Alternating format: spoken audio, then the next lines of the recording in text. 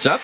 Me again. Just thought I'd drop another action figure review on you. This time, it's the G.I. Joe Classified Series Snake Eyes action figure from Hasbro. So look at the fabulous box art. You got Snake Eyes in black and red over here, and you've also got more Snake Eyes in black and red over here with the dog, Timberwolf. I sure wish that he came with the wolf. Here's the left-hand side of the package. It shows that he is figure number 2 in the series, and there's some imagery right here to represent Snake Eyes on this side. And here's the top of the box with a star and a 2. And then when we get to the back of the box, it's the same artwork as with Roadblock, and actually as with all the rest, it's the exact same artwork. With all this writing down the bottom, that's the best part. But you didn't come here to look at the box. No, you came here to look at the figure. So, let's open this bad boy up.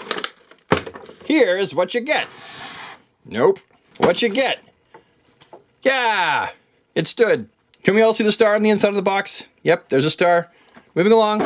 Here is all the stuff on the inside. Let's take it all out of the package so we can review it. My goodness, he sure does come with a lot of stuff. Now, all out of the package, Snake Eyes, you can see here, comes with an absolute boogaloo worth of stuff. His commando ninja sword with the scabbard, as well as the dagger, and an automatic weapon, looks like a machine gun of some kind, as well as a handheld, looks like machine gun. Both the guns look like they're automatic. Not to mention his backpack and this thing. Oh no, wait.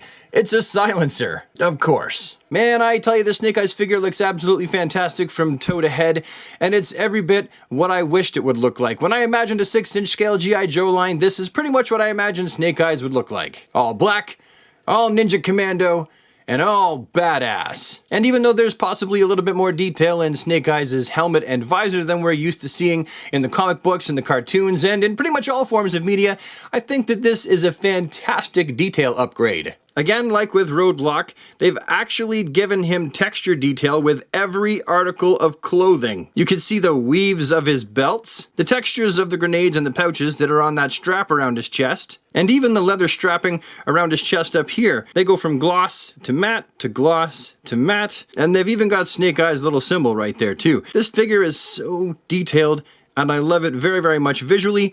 It's a very striking piece. Most, if not all of his accessories actually stow directly on the body. On his back here, you got this strap with a hole in it, and then in his back itself, there's a hole in it, so you kinda gotta line those up and then stick the peg in all of the holes. Just sandwich it all together. Just like that. But you can also see that the backpack has a hole in it here as well, and that is also likely for the scabbard. So we'll just take his sword, stick it in there, and then just pop it in the hole. Like that. There's also a spot for his dagger to go right there in his sheath, as well as the, this thing. I still don't know what it is, but clearly it goes in this little hole like that. And there's also a spot for his sidearm. And what about his machine gun? Hold on, let's just have a little look-a-doodle at him and see if we can find where that may or may not go. I don't see an extra spot on him. I guess in theory you could pop the sword right out of his backpack like that, and then just stick the machine gun in there. I'm not exactly sure that's what it's for. I'm gonna venture a guess and say this is probably actually for the sword. Now, before I move on to the articulation, I do want to point out, for those of you who this may be an annoyance factor, is that while you're posing him around, you'll find that this strap is really not secure whatsoever. And the same thing with the waist straps. They're both just kind of, you know, hanging there. Even his armbands, everything is just kind of hanging there. For those of you who buy these specifically for action figure photography, you might get just a little bit frustrated with the fact that these constantly move around. But I'm cool with it. But you might not be. So now you know. And knowing is half the battle. As for the articulation for this guy, well, the head, it's on a ball peg that's also on a hinge, so there's all kinds of movement, and he's got neck-ticulation too, so my, this guy's posable. At least in the head department. He's got an ab crunch down here, as well as not just a tornado waist like with Roadblock, but it's actually a rounded kind of bally waist too, so, oh my goodness! That's so much. He's got butterfly hinges right there, as well as the rounded hinges in the armpits, bicep swivels, double jointed crunchy elbows, and pivoty hingy wrists. let's not forget he's got the ball joints right down there in the groin that are also drop hinges. I nearly missed that with my roadblock review. He's got the bicep swivel. That's not a bicep.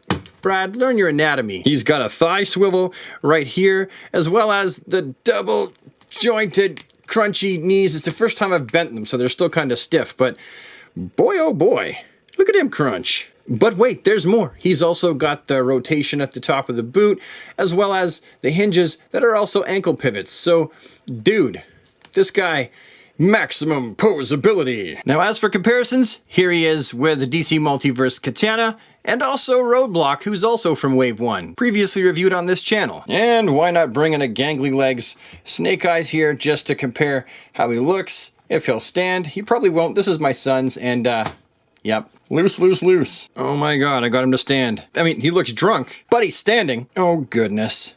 And another wiggly legs, drunken Snake Eyes. Oh, look at this. This is what happens to these figures.